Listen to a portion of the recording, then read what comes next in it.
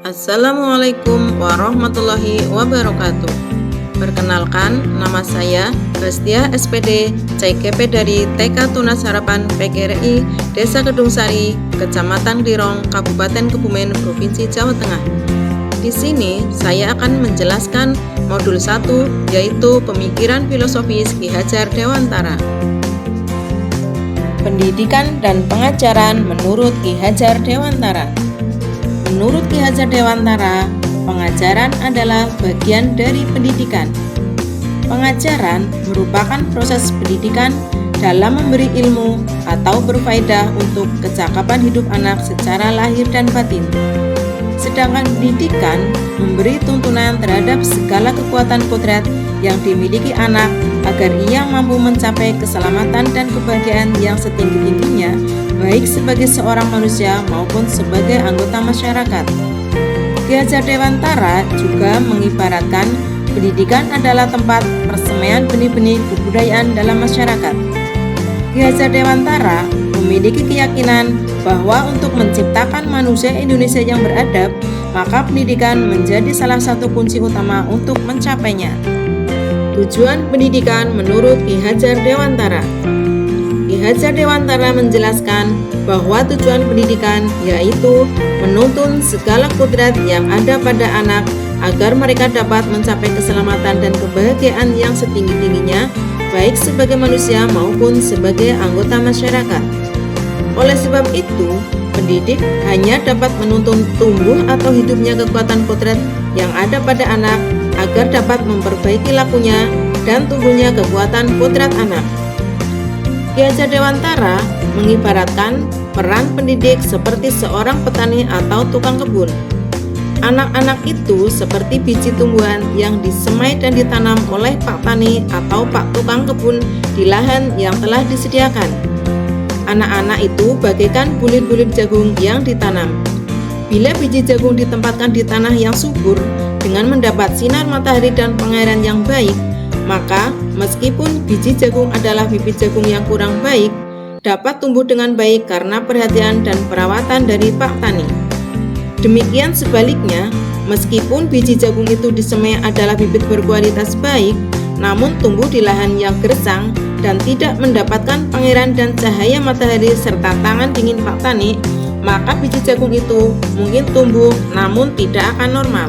Ki Hajar Dewantara menjelaskan bahwa dasar pendidikan anak berhubungan dengan kodrat alam dan kodrat zaman. Kodrat alam berkaitan dengan sifat dan bentuk lingkungan di mana anak berada, sedangkan kodrat zaman berkaitan dengan isi dan irama. Di sini, Ki Hajar Dewantara mengingatkan pendidik bahwa pendidikan anak sejatinya menuntut anak mencapai kekuatan kodratnya sesuai dengan alam dan zamannya. Bila melihat dari kodrat zaman, pendidikan saat ini menekankan pada kemampuan anak untuk memiliki keterampilan abad 21. Sedangkan dalam memaknai kodrat alam, maka konteks lokal sosial budaya murid di Indonesia Barat tentu memiliki karakteristik yang berbeda dengan murid di Indonesia Tengah atau Indonesia Timur.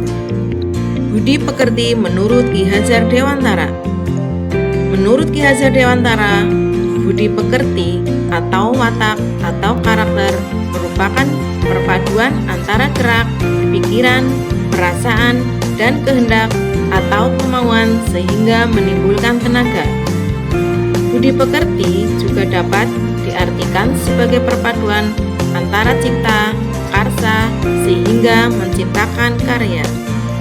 Sebagai tokoh pendidikan, Ki Hajar Dewantara juga menciptakan trilogi pendidikan yang menjadi 3 hal ampuh dalam pelaksanaan pendidikan itu sendiri. Trilogi pendidikan tersebut adalah Ing Ngarso Sungtulodo, Ing Madyo Mangunkarso, Tuturi Handayani. Yang pertama, Ing Ngarso Sungtulodo artinya di depan harus bisa memberi contoh. Maksudnya, seorang pendidik harus bisa memberi teladan atau contoh. Dalam proses pembelajaran, guru tanpa sadar menjadi panutan bagi siswa, baik dari perkataan maupun perbuatan. Oleh karena itu, pendidik selain menguasai pengetahuan, dia juga harus mempunyai kepribadian yang dapat dicontoh. Yang kedua adalah Ing-Madya Manguntarso. Artinya, di tengah harus bisa membangun semangat. Maksudnya, guru memiliki peran penting untuk menstimulus agar terciptanya prakarsa dan ide di dalam proses pembelajaran. Yang ketiga adalah Tutwuri Handayani. Artinya, di belakang harus memberi dorongan, atau seorang pendidik harus bisa memberi dorongan dan arahan. Dalam proses pembelajaran, guru harus memberi dorongan kepada siswanya untuk selalu belajar dengan tuntas dan maju berkelanjutan. Demikian pemaparan dari saya tentang pemikiran filosofis Ki Hajar Dewantara. Wassalamualaikum warahmatullahi wabarakatuh.